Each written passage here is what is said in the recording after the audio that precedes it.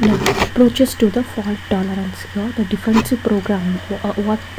How we can tolerate the fault, in the sense, if we are doing any extra checking, if we avoided it, that we can tolerate it, because the that damages or that errors can be reduced. So the defensive programming is also one of the error recovery facility has to be provided, and we have to avoid the exception handling by check it out. Extra checking, we can find out the exception handling, and we have to know how to handle the errors. If the error happens, how we are going to handle it.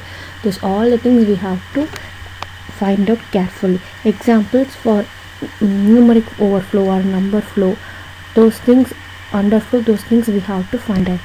And software development with the use. Here how it is, how we are telling us, if we have one component we have used in our project, like a payroll processing or anything, if we are using it again in the current project, if you want the same payroll concept, we can take it off. That is one component reducer.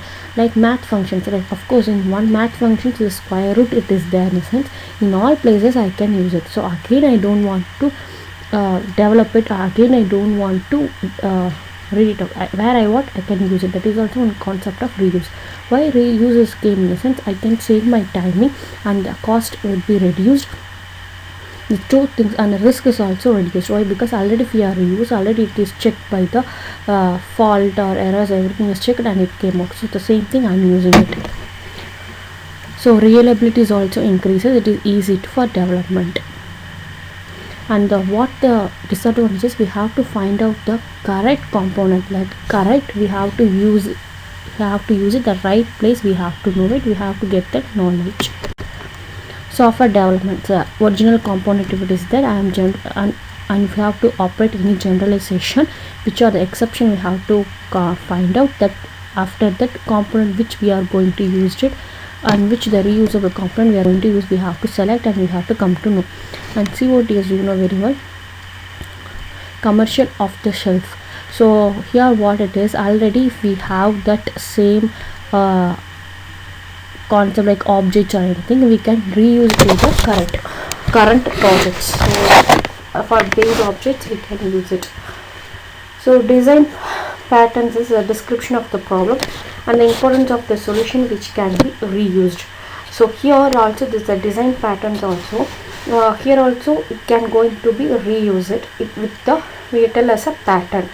We have a design frame in which the problematic area we can take the design pattern and we can implement it. What are the things will be there, in a sense the text information, so graphics, so tabular or database or interactions, all the things it will be there. So how the in which situation we need it, we can use the design pattern. And they are telling in application COTS, yes, the commercial off the shelf components, by experienced users they will develop and they will keep it. From the existing components they can construct the new projects.